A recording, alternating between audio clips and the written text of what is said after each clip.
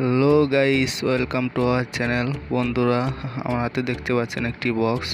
মূলত আমি আমার কম্পিউটারের জন্য দারাজ থেকে কিছু পণ্য অর্ডার করেছিলাম, তো সেগুলোই আজকে আপনাদেরকে আনবক্সিং করে দেখাবো।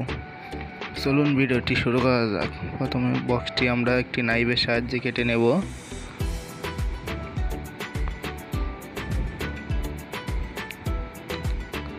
তারপর দুই পাশটা ভালো করে কেটে নিয়ে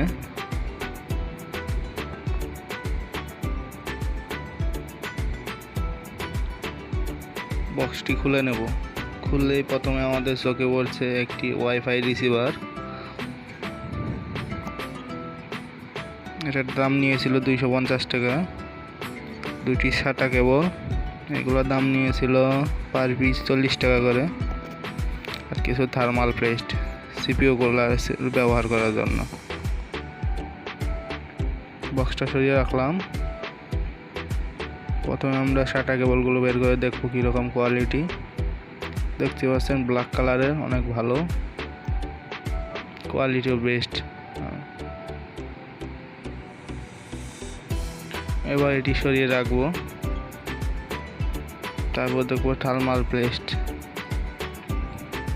মাত্র 20 টাকায় দিয়েছে 10 পিস আমাকে এখানে।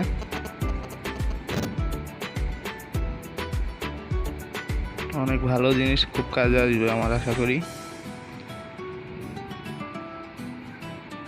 তারপর দেখবো আমাদের সেই ওয়াইফাই রিসিভারটা।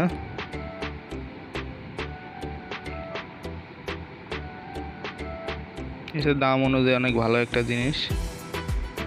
প্রথমে দেখতে পাচ্ছি একটি সিডি ড্রাইভার। এটার মাধ্যমে মূলত ড্রাইভার সফটওয়্যারটি ইনস্টল করতে হয় পিসির মধ্যে, তারপর অ্যাডাপ্টারটি ব্যবহার করতে হয়। তারপর দেখতে পাচ্ছি মূল সেই ওয়াইফাই অ্যাডাপ্টার। এটা পিসি যে কোনো USB পোর্টে সংযোগ করলে ওয়াইফাই অটোমেটিকলি কানেক্ট হয়ে যায়, কোনো তারের ঝামেলা থাকে না। অ্যান্টেনাটি এই জায়গায় লাগিয়ে নিতে হয়। তো এটি আমি আপাতত রেখে দেবো, পরবর্তী কোনো এক ভিডিওতে রিভিউ নিয়ে আসবো। সো আমাদের ভিডিওটি যদি ভালো লাগে চ্যানেলটি অবশ্যই সাবস্ক্রাইব করবেন। ধন্যবাদ সবাইকে ভিডিওটি দেখার জন্য।